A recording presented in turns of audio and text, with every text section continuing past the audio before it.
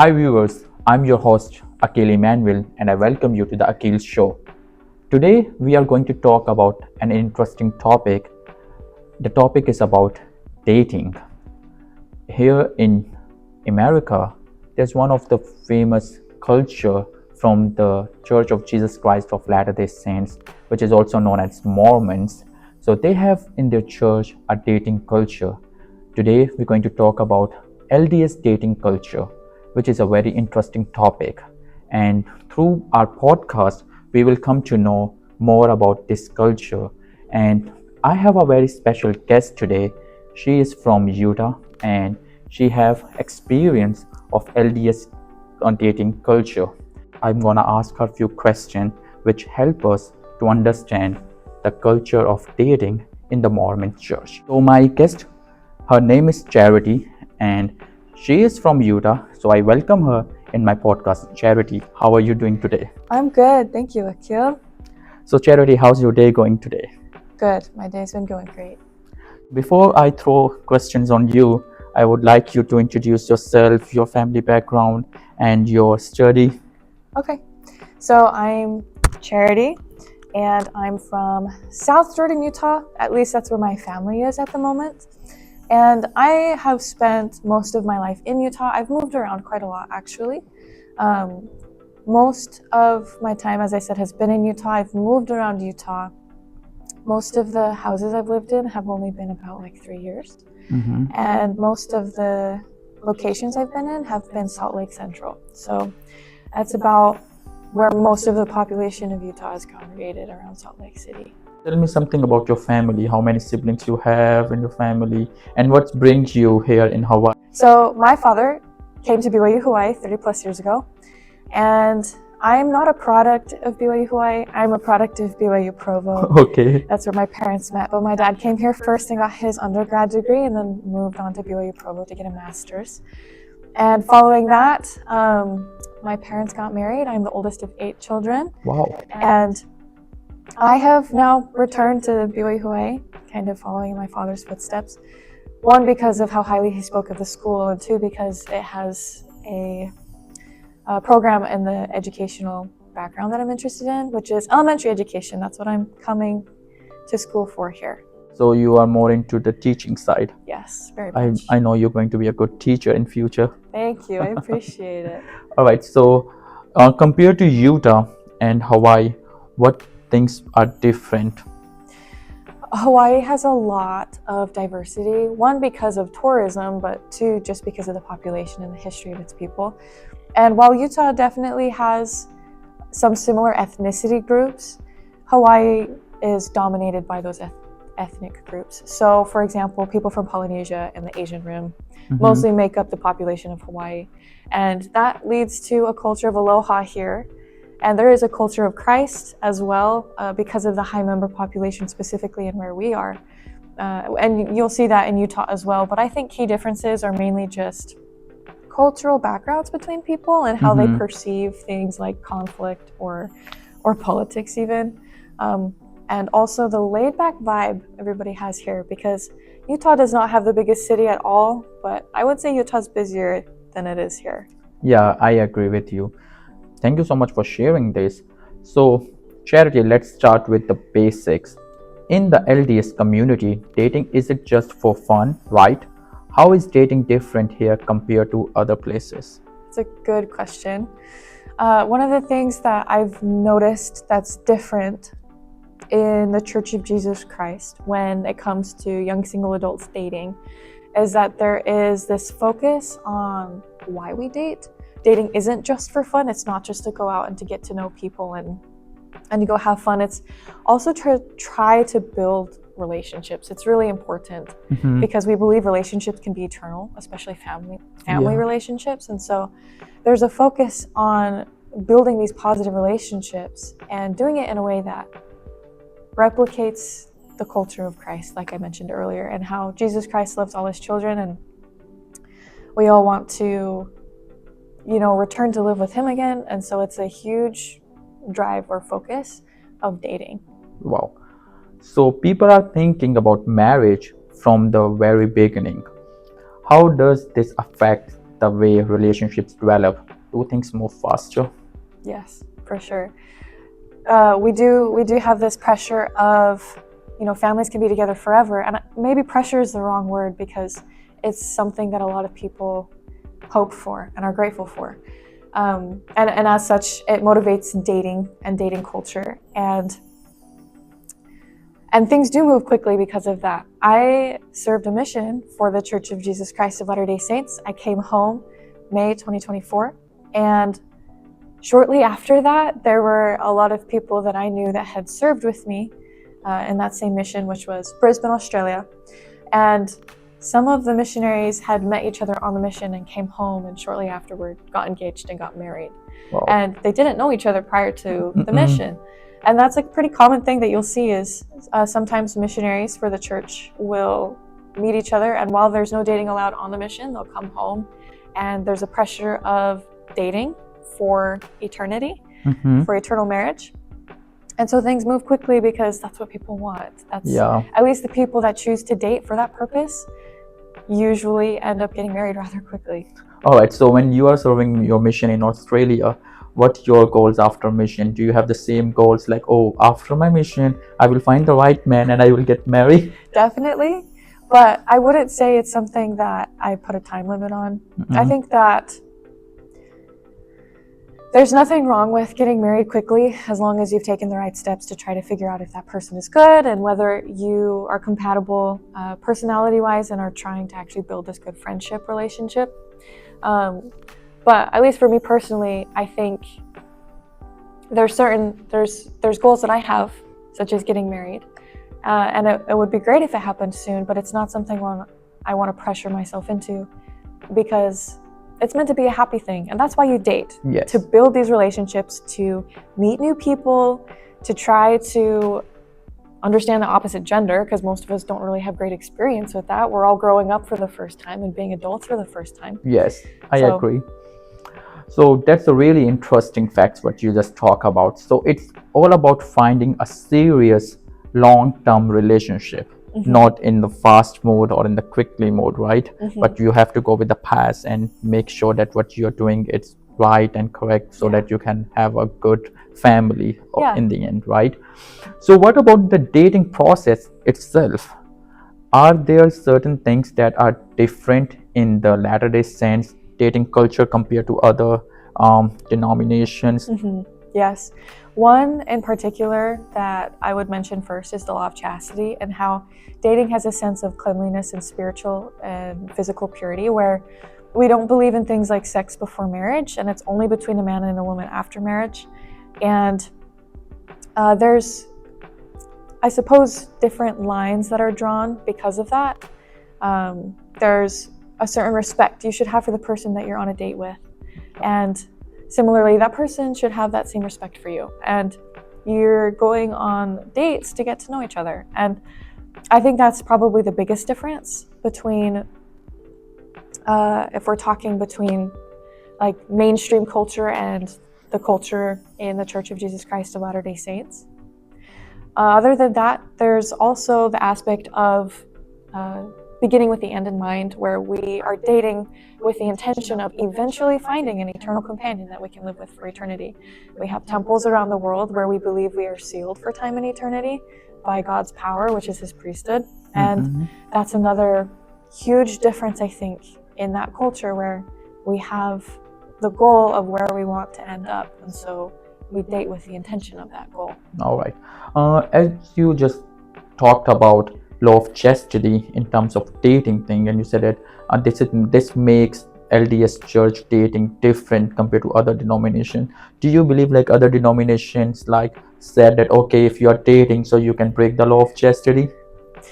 I wouldn't necessarily say that other denominations have that at all, especially like Christian and Catholic, and like you can think of Muslims especially, who are very big on morality and purity in that way too.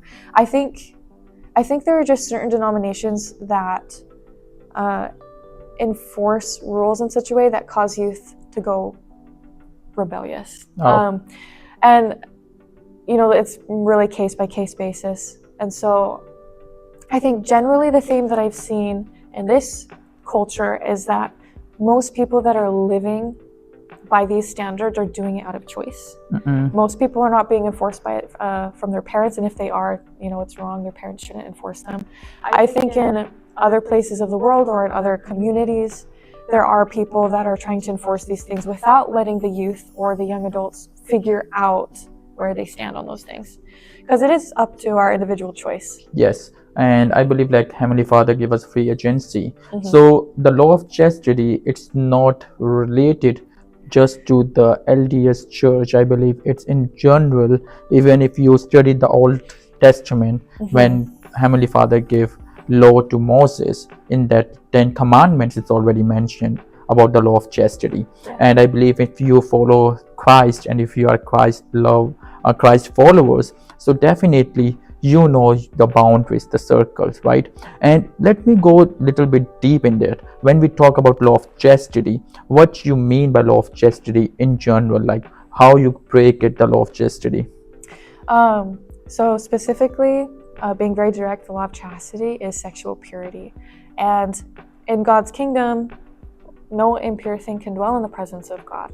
And so breaking the law of chastity would be committing sexual sin or transgression according or against God's law.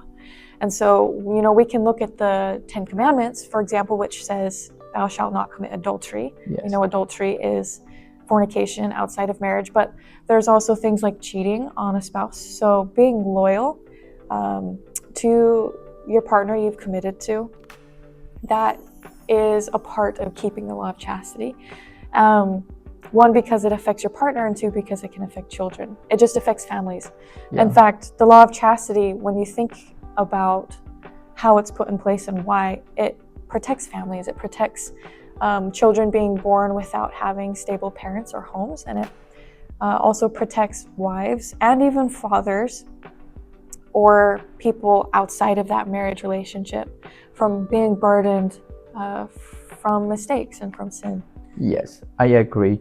So, I'm from Asian culture, I'm from Pakistan, and we used to watch movies about Western culture. And in the movies, we see that the couples, they can do kiss and they can do hug and they be intimate. It's not like they have to break the law of chastity, but they are intimate and they are kissing and hugging and be so close to each other.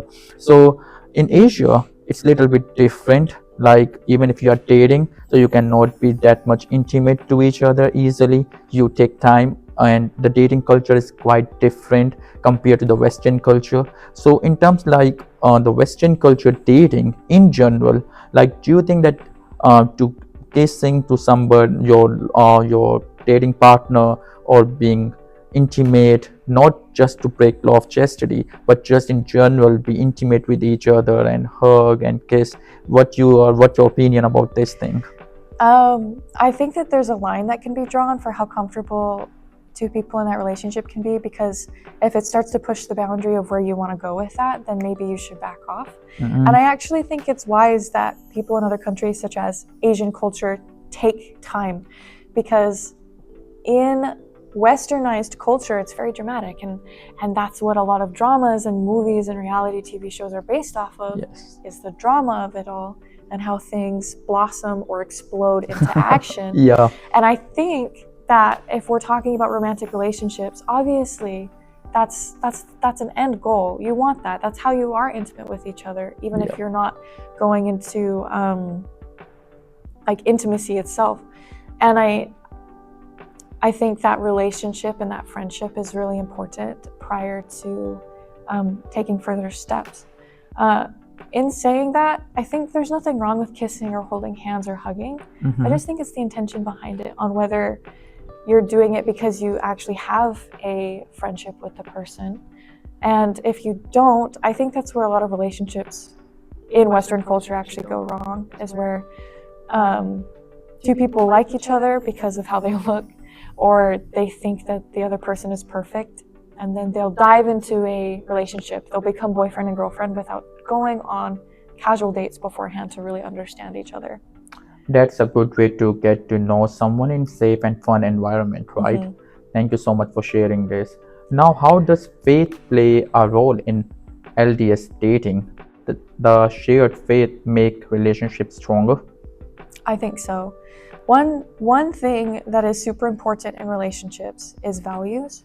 If you are dating somebody that doesn't have the same values as you, you're not going to have a great relationship. We can see that in politics. Mhm.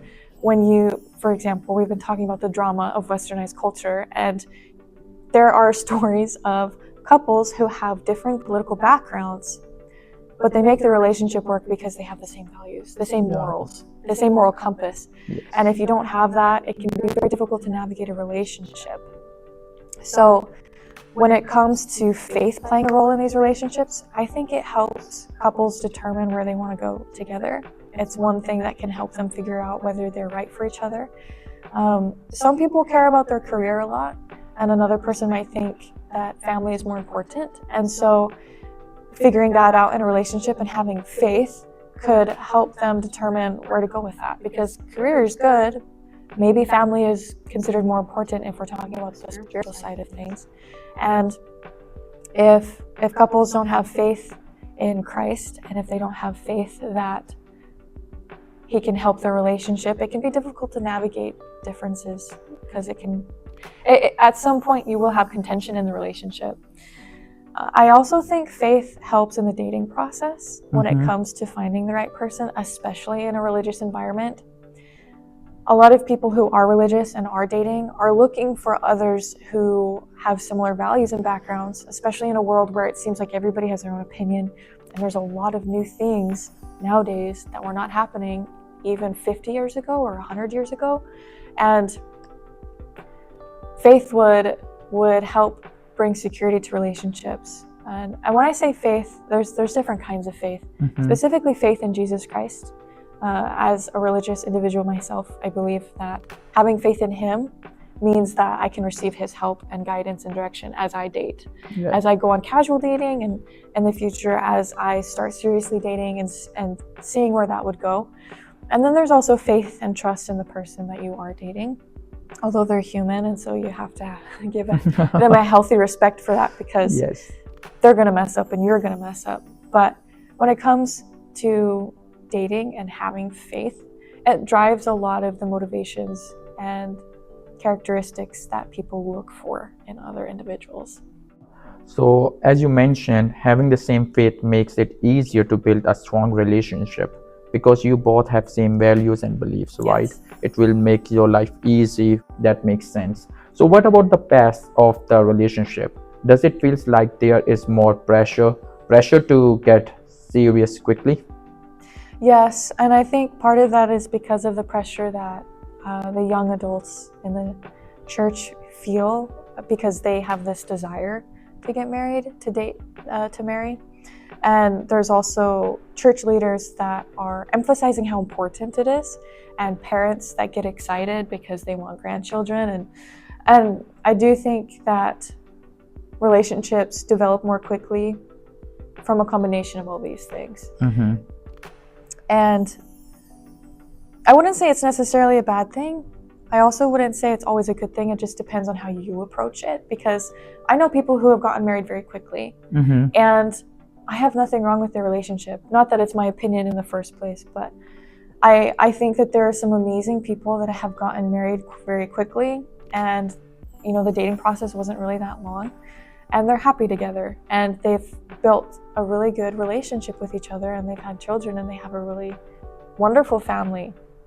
And that's awesome. And I also know people who did not date as long and got married, and it's been over 15 years and they've gotten divorced. And that's not to say dating makes or breaks every single marriage, but dating is very essential. And I think there are some couples that don't look at how different they are.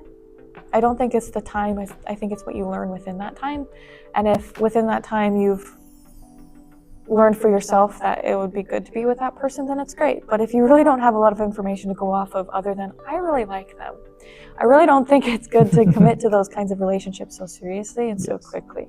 So my personal opinion is, to have faith and to take the time you need, to not rush into it, just for the sake of pressure or for the sake of your own desire.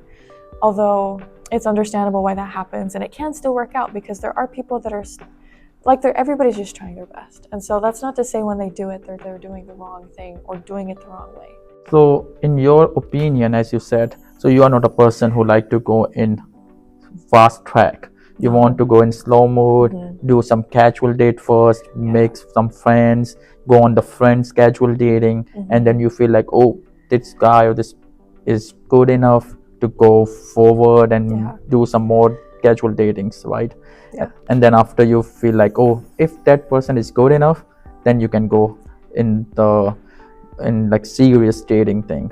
Yeah, at least that's how I think of it. I actually haven't really had a super serious relationship before. But when it comes to dating, I'll go on casual dates with a lot of different people. But then if I ask somebody on a date, usually it's rather intentional. Not because I think, oh my gosh, they're the one, they're perfect, I love them. But because I think they have values that I appreciate, and that's somebody I'm interested in being friends with and getting to know more. And that's what leads to friendships, which can lead to relationships, because ultimately you marry the person that you date and you date people that you know. And it would be good to know good people because you're dating to marry. And so that is the way I think about it. Yeah, that's great. So I have another question on this thing. Whatever you said, that makes sense. There's balance between moving quickly and making sure that relationship is right for both people, right? So lastly, what advice would you give to someone dating in the LDS community, especially in they are new to this culture? Don't feel pressured. You are your own person, and God gave us agency. He wants us to make our own choice. Sometimes people feel like that there's like this person that they're destined to marry, and when you believe in the spiritual, sometimes it feels like that can be really true. And that's not to say that there's not one person that could be perfect, but are you really going to find them? In a world with 7 billion people? Yeah. That's pretty impossible. And if you did find them, are they even going to be of your faith? So realistically speaking, God gave us agency to choose. And when it comes to dating, it takes two people to choose. And so if you put in your own effort, God will lead you where you need to go. And you don't owe anybody anything. And I say that for both men and women, because sometimes women feel like they owe a guy something if they take her out. But for a guy, you don't have to say yes to a date, even if the girl asked first. Although with casual dating, I think there's nothing wrong saying yes, but if there's genuinely something in your life that you're like, I can't right now, you can say no. And you can still keep relationships positive. If you set boundaries for yourself, again, have agency, and in the scriptures it says your manner of speech should be yay, yay, or nay, nay. Yeah. So there's no need to really make excuses. You can or you can't, and that's fine. And the more you set those boundaries for yourself and make your own choices and put in your own effort, the more you're going to see God directing where you need to go. And He also knows where you want to go. He's not going to guide you in a direction that you're like absolutely hating, because He knows the desires of your heart. And so if you're new to the culture of dating in the Church of Jesus Christ of Latter-day Saints, if you're BYU Hawaii or BYU Idaho or BYU Provo or just anywhere where there's this pocket of members, you can live comfortably knowing that God has your back. And even if you don't feel comfortable, you can have faith that He'll guide you somewhere that you would like. You're not going to marry somebody you don't like. That's not going to happen. Great advice, Charity. Very well said. Thank you so much for sharing your insights about LDS dating culture. It's been a pleasure talking to you today. Thank you. Before we end up our podcast, I have a quick question for you. It might be a personal question, but I just want to throw on you just to make sure. Yeah. In terms of when you consider yourself to date, so do you think that you can approach a guy yourself if you are interested in that guy to go on date, or you wait for that guy to reach to you and ask you for a date? I think the culture nowadays kind of pushes for equality, and I think in this sense there's nothing wrong with a girl dropping the handkerchief and asking. I think that I think that if, for example, she likes the guy and he doesn't ask her on a date, her asking would be really good. Because then it lets the guy know that she's somewhat interested, right? And then the ball is in his court whether he wants to ask her and return the favor. So what about you? You will wait for the guy to reach to you, or you will go and talk to the guy? I'm okay making the first move, but I'm not going to make all the moves. Okay. And I think that's the difference. Is either he has to make the next moves or it has to be equal play. Just because of how things have shifted culturally in the past several decades. Not that I was alive then, but I've had conversations with a ton of different adults, and they've expressed how dating nowadays, when they watch their children, is just way different. It's a different ballgame. Yes. And so I'm fine asking a guy. I see nothing wrong with that. I wouldn't say I'm picky, but I am careful in who I ask, because I don't want it to be perceived in the wrong way. And I believe that if I ask, the guy should ask in return if he's interested. Unless he's not interested and the relationship is just casual. And I'm fine with that too, because not every guy I ask is somebody that I'm genuinely super interested in, because I'm just casually dating. And if it ever moved forward, that's where communication comes in. So yeah, thank you so much for sharing these things with me. And I really love talking to you about LDS dating culture, because I'm a convert. I joined the church 2 years ago in 2022. So when I joined the church, for me, it's little bit culture shock, right? About dating and YSs, devotionals and meetings and conferences. So in my initial time of conversion, I believe like it's little bit shocking when you're not aware of it. But after that, when I joined the church and I went to some of the conferences, I really realized that it's not about what people think about it. It's really different, because when you put Christ first in your life and you put Christ first in your relationship, it seems so different. It's not about how people look like the Mormon church dating culture. It's more about like having like teenagers and adults and young single adults are meeting together and have time spent together. It's not like how you look at it. It's totally different when you become a part of the church and you become a family. Like in Hawaii, we said ohana, right? So it's more like ohana. And when you spend time with each other, you actually come to know about more each other. It's not about just to put yourself into relationship. It's more about building network with each other and build a good family around you and have a friend zone and friendships which help you for your future, right? You never know that that somebody come to you. It's not intentionally he want to date you, but you went on date and you spend some quality time together and you become a very good friend till the rest of your life, right? Yeah. So that's how it is. But mostly people feel like when they heard the word dating, so they just feel like dating mean go with the girl and it's a serious relationship.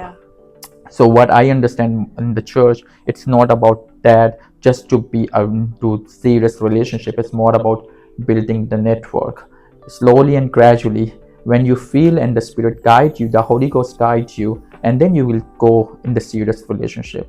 So I'm so happy to have you here on my podcast. Thank you so much. Viewers, I hope like today's topic helped you to understand LDS dating culture, because I feel like when I talk to people, they are really interested to know what is LDS dating culture. And today through our podcast, I hope that you understand the LDS dating culture. So don't forget to like, subscribe and comment to this episode. Till then, thank you so much for watching. Have a good one. Bye bye.